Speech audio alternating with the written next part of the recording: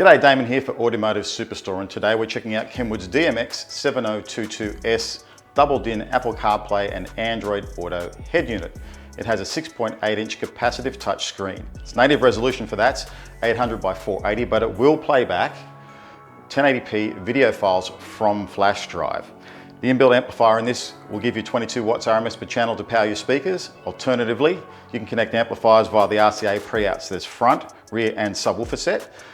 They also have 5 volts RMS of signal strength, which is really good to avoid induced noise from the car.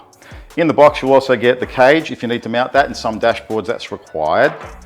There's a trim surround here in case your dash aperture needs the infill. A small remote to connect for your steering wheel control. Of course, the microphone for your hands-free. What's unique about Kenwood's range, and this model has it, is that it'll allow connection to 2 Bluetooth phones at once. And for business people, that's actually a really good feature. There's also a GPS antenna, and of course the main wiring loom itself for power and speaking connection and stuff like that. Jumping inside, you're welcomed by this screen here. It's your basic access to all of your sources. So of course, your AM and FM radio, Apple CarPlay, Android Auto for your phones, and the phone itself for making calls and so forth. A nice hack though is if you like radio and you haven't bought one with a DAB radio, you can just download a digital radio app from the App Store or from the Google Store, and you can have access to digital radio via your phone. Nice feature that. Here in CarPlay, this is just the apps that are the only important ones that you should access while driving.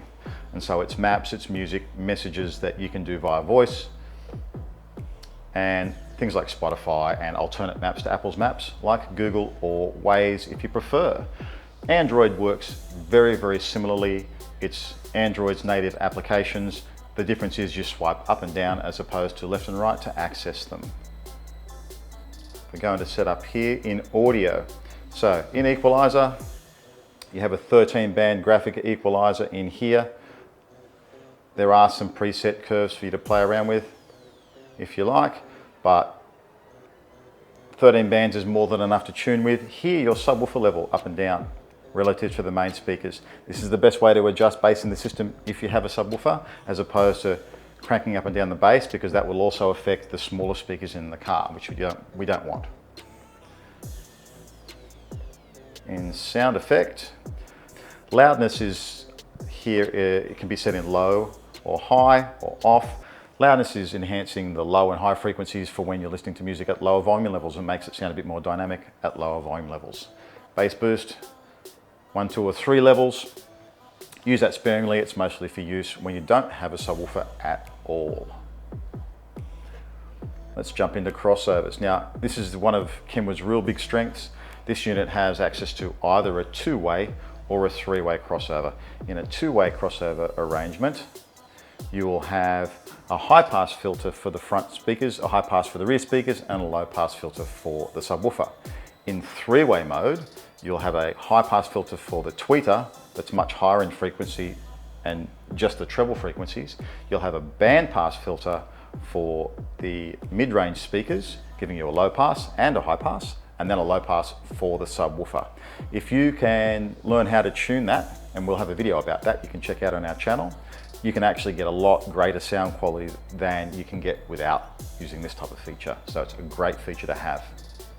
Then there's time alignment. Time alignment is arranging the arrival time of all the speakers in the car so that they arrive at your ears at the same time. And so there you have it, Kenwood's DMX7022S double-din CarPlay and Android Auto head unit.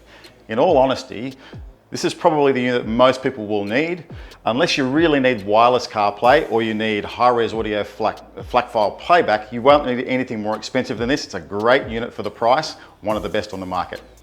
If you want to check out any of Kenwood's other models above or below, you can see the links below. Like and subscribe while you're down there, and I'll see you on the next one.